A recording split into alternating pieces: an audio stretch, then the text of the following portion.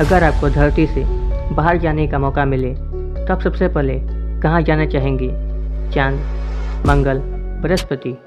अंतरिक्ष यात्राएं हमेशा से रोमांचक रही है, मगर एक्सपर्ट का कहना है कि सफ़रों में सिर्फ रफ्तार ही नहीं बल्कि सही रास्ता, सही योजना और ऊर्जा की खपत भी खास मायने रखती है। अंतरिक्ष में जाने के लिए वैज्ञानिकों को सिर्फ दूरी का ही नहीं बल्कि गुरुत्वाकर्षण बल और उड़ान तकनीक का भी बारीकी से आकलन करना पड़ता है।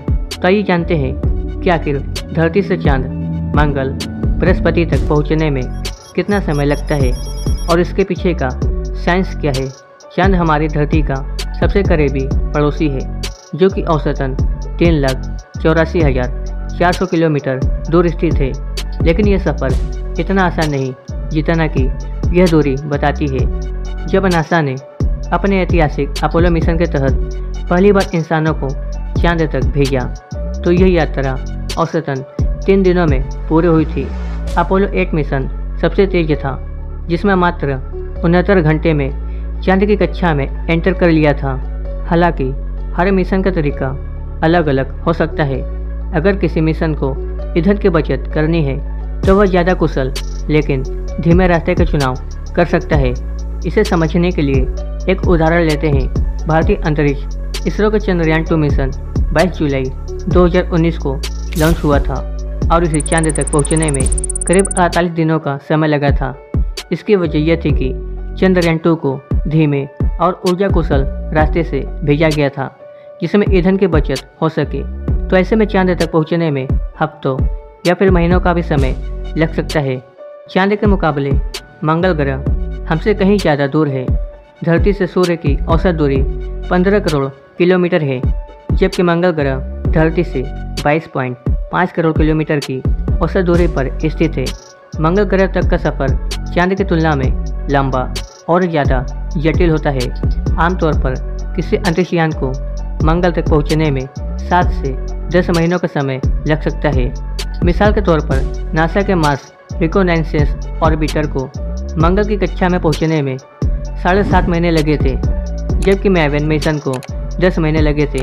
परसेवरेंस रोवर 2020 परसेवरेंस रोवर 203 दिनों में यानी कि लगभग 7 महीने के बाद मंगल की सतह पर उतरा। इसकी वजह यह रही कि वैज्ञानिकों को न सिर्फ मंगल तक पहुंचने की दूरी तय करनी होती है बल्कि सही कक्षा में प्रवेश और वहां की लैंडिंग प्रोसेस को भी ध्यान में रखना पड़ता है। ये सारे फैक्टर तय करते हैं कि मंगल तक का सफ़र कितना तेज और कितना कुशल होगा। अब आते हैं सौरमंडल के सबसे बड़े ग्रह बृहस्पति यानी कि जुपिटर की। यह ग्रह धरती से लगभग 77 करोड़ किलोमीटर की औसत दूरी पर स्थित है, जो कि मंगल की तुलना में लगभग 3 गुना ज़्यादा है। इसका मतलब यह है कि वहां पहुंचने के लिए न सिर्फ तेजी बल्कि एक स्मार्ट प्लान भी चाहिए।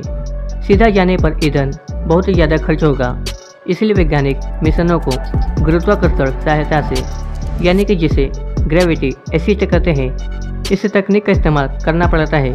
इसमें यान को धरती, शुक्र या दूसरे ग्रहों के पास से गुजार कर उसकी स्पीड को बढ़ाया जाता है ताकि ईंधन की खपत कम हो सके।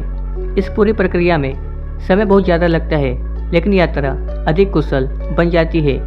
अब सवाल है कि बृहस्पति तक पहुंचने में कितना समय लगता है। उदाहरण के लिए नासा का पहला बृहस्पति मिशन गैलीलियो को पहुंचने में 6 साल लगा, क्योंकि इसने गुरुत्वाकर्षण सहायता तकनीकों का इस्तेमाल किया था। जबकि दूसरा मिशन जूनो करीब 5 साल में पहुंचा, जबकि वोयेजर 1 19 महीने में वहां पहुंचा था।